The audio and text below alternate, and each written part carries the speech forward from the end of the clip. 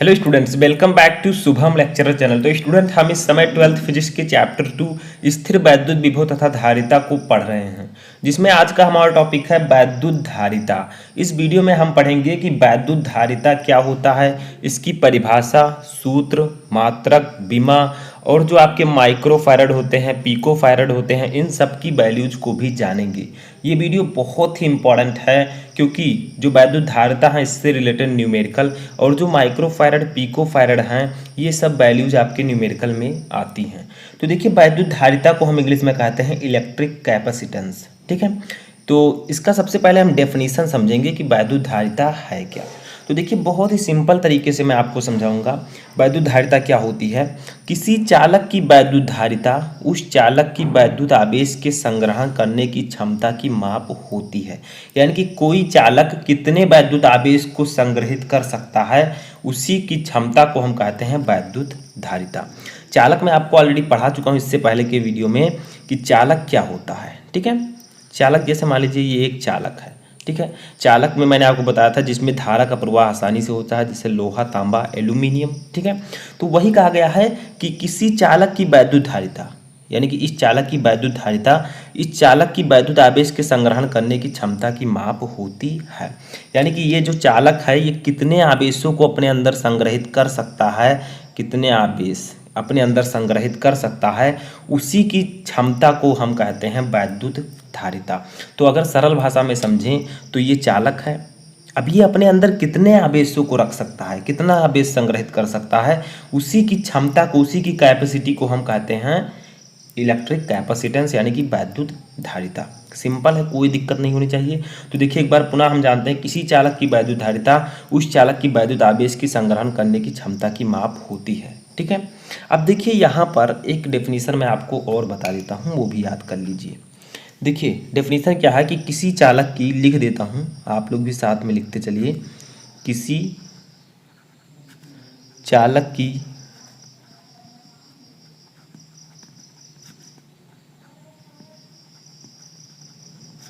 वैद्युत धारिता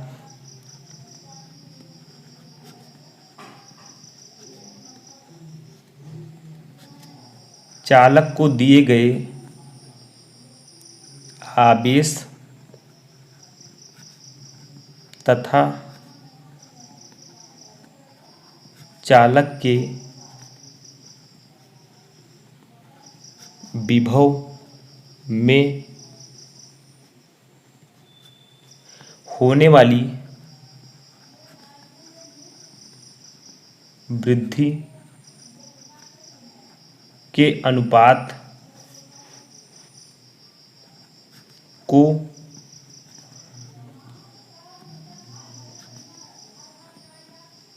कहते हैं। तो देखिए, सेम वही चीज़ है, मैंने यहाँ पर बताया कि किसी चालक की वैद्युत धारिता चालक को दिए गए आवेश तथा चालक के विभव में होने वाली वृद्धि के अनुपात को कहते हैं। ठीक है, अब देखिए यहाँ पर एक चीज़ आपको समझना है, दो डेफिनेशन मैंने आपको बताया, अब इसका फार्मूला हम समझते हैं किस प्रकार से निकालेंगे। तो देखिए, यदि किसी चालक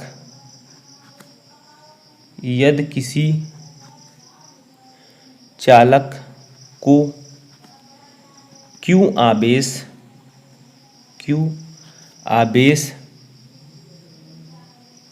देने पर उसके विभव में B वृद्धि हो, B का मतलब B है विभव, ठीक है, और Q क्या है, आवेश है, B वृद्धि हो तो क्या कहा गया है, जो फार्मूला होगा वो क्या होगा, Q अनुक्रमानुपाती V। ठीक है, यदि किसी चालक को Q आवेश देने पर उसके विभव में B वृद्धि हो तो Q अनुक्रमानुपाती V होगा। ठीक है, ये डेफिनेशन जो मैंने बताया कि किसी चालक की वैद्युत धारिता चालक को दिए गए आवेश तथा चालक के विभव में होने वाली वृद्धि के अनुपात को कहते हैं। तो इसको भी अभी हम प्रूफ कर देंगे। ठीक है, तो क्या कहा गया, यदि किसी चालक को Q आवेश, देखिए, देने पर उसके विभव में B वृद्धि हो तो Q अनुक्रमानुपाती प्रोपोर्शनल टू V। ठीक ठीक है। अब देखिए इस प्रोपोर्शनल टू के चिन्ह को हम हटाएंगे तो Q इक्वल टू आपका आ जाएगा सी वी, यहाँ पर एक नियतांक आ जाएगा C, ठीक है। तो C V, Q equal to C V. अब यहाँ पर C क्या है, तो C है एक नियतांक, C जो है ये आपका नियतांक है, ठीक है। और जो आपका फार्मूला आया आवेश का वो इतना आया। अब देखिए यहाँ पर C को हम कहते क्या हैं, ये भी जानना जरूरी है। तो C को हम कहते हैं वैद्युत धारिता, ठीक है। इस नियतांक का नाम है, इस C का नाम है वैद्युत धारिता, वैद्युत धारिता, ठीक है, जो मैं आपको पढ़ा रहा हूँ। अब देखिए अगर हम वैद्युत धारिता की वैल्यू निकालें तो आपका फाइनली आएगा इसका सूत्र C इक्वल टू, देखिए ये C अगर हम लेंगे तो Q आपका ऐसे रहेगा और ये जो V इधर गुणे में है इधर जाएगा तो बटे में हो जाएगा। तो ये आपका फार्मूला आ जाएगा वैद्युत धारिता का, C equal to Q upon V। यही डेफिनेशन मैंने आपको बताया था ऊपर, ध्यान से देखिए। किसी चालक की वैद्युत धारिता चालक को दिए गए आवेश, देखिए चालक को दिए गए आवेश Q तथा चालक के विभव में होने वाली वृद्धि के अनुपात को कहते हैं। चालक में जो वृद्धि, चालक के विभव में जो वृद्धि हो रही है B के, इन दोनों के अनुपात को हम वैद्युत धारिता कहते हैं, ठीक है।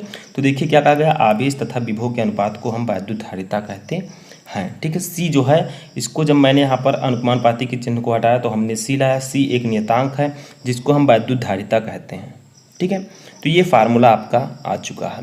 अब देखिए यहाँ पर इसका मात्रक जानना जरूरी है कि आखिरकार वैद्युत धारिता का मात्रक क्या होगा।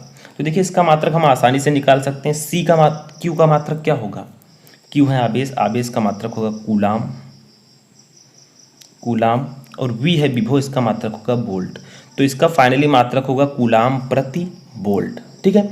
या इसी को हम एक और नाम से जानते हैं, इसे हम या फैरड, इसको हम फैरड के नाम से भी जानते हैं, ठीक है। अब फैरड को हम किससे डिनोट करते हैं, फैरड को हम लोग डिनोट करते हैं कैपिटल F से, ठीक है।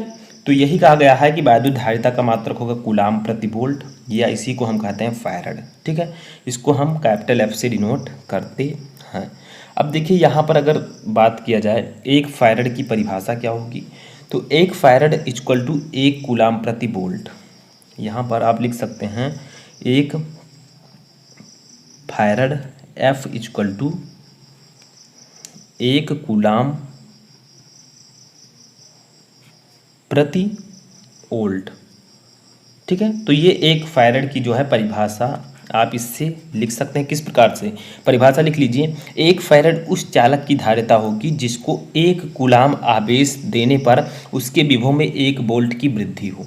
यानी कि एक फैरड हम उसे कहेंगे जब एक कूलाम आवेश देने पर एक वोल्ट की वृद्धि हो, ठीक है। अब यहाँ पर दो तीन चीज़ें आपको, अभी मैं बीमा भी निकाल कर दिखाऊंगा, लेकिन दो चीज़ें आपको जानना और ज़रूरी है। एक होता है, जैसे आपकी पता है कि कूलाम आवेश का बहुत बड़ा मात्रक है, फैरड भी वैद्युत धारिता का एक बहुत बड़ा मात्रक है। फैरड जो है ये वैद्युत धारिता का एक बड़ा मात्रक है, इस कारण हम इसे दो भागों में बांटते हैं, एक माइक्रो फैरड, एक पिको फैरड। तो एक माइक्रो फैरड की वैल्यू कितनी होती है इसको जानना जरूरी है। एक माइक्रो फैरड, इसको हम लोग लिख सकते हैं 1 म्यू एफ, माइक्रो फैरड को हम म्यू एफ से डिनोट करते हैं, ठीक है। और एक होता है एक पिको फैरड, एक पिको फैरड, इसको हम लोग डिनोट करते हैं 1 पी एफ से, ठीक है, 1 पी एफ से, ठीक है। अब देखिए एक माइक्रो फैरड की वैल्यू होती है 10⁻⁻6 फैरड, ठीक है। एक पिको फैरड की वैल्यू होती है 10⁻12 फैरड। इनको जानना बहुत ही ज़रूरी है क्योंकि आपके एग्जाम्स में जो न्यूमेरिकल्स आते हैं इस चैप्टर के, उसमें ये वैल्यूज़ आपको बहुत ही हेल्पफुल होंगी, ठीक है। तो समझ में आया, एक माइक्रो फैरड की वैल्यू 10⁻6 फैरड, एक पिको फैरड की वैल्यू 10⁻12 फैरड। अब आगे बढ़ते हैं, इसकी बीमा जान लेते हैं।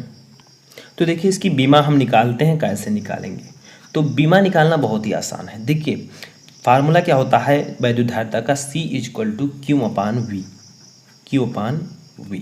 अब यहाँ पर मैंने आपको Q की बीमा पहले बता रखी है। Q की बीमा क्या होती है, Q इक्वल टू होता है IT, I की बीमा AT टी की बीमा टी, तो इसकी बीमा हो जाएगी ए टी। ठीक है, अब बी आता है, वी की बीमा क्या होती है, तो वी की बीमा होती है, वी की बीमा जो आपकी होगी वो होती है, मैंने आपको बी की बीमा पहले पढ़ा रखी है, ML2 टी के पावर -3 ए के पावर -1।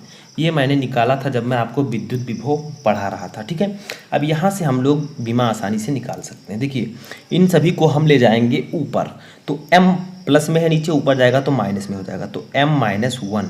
ठीक है, l प्लस में है ऊपर जाएगा माइनस में हो जाएगा, तो l के पावर -2।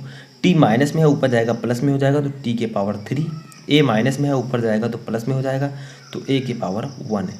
ठीक है, अब यहाँ पर आपका ऊपर ए टी ऑलरेडी है, अब इन दोनों को हम आपस में ऐड कर देंगे, आपका बीमा निकल आएगा। देखिए m-1 ऐसे ही रहेगा क्योंकि इधर -1 नहीं है, l के पावर -2 आपका ऐसे ही रहेगा, t के पावर 3 है, यहाँ पर t एक और है, इसके पावर 1 माना जाता है, तो 3 और 1 जुड़ जाएंगे तो t के पावर 4।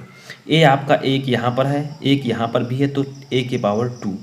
तो इसकी बीमा जो होगी, किसकी, सी की बीमा। ठीक है, वैद्युत धारिता की जो बीमा होगी वो आपकी हो जाएगी m-1 l-2 टी के पावर 4 ए के पावर 2। ठीक है, तो ये हो जाएगी आपकी वैद्युत धारिता की बीमा। तो ये था आपका वैद्युत धारिता की पूरी जानकारी।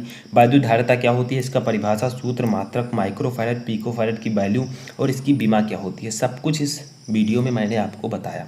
तो कैसा लगा आपको ये वीडियो कमेंट बॉक्स में बताएं। हम मिलेंगे एक नए टॉपिक के साथ अगले वीडियो में, तब तक आप लोग आगे के जो मैंने पढ़ाए हैं उनको आप लोग तैयार करते रहिए।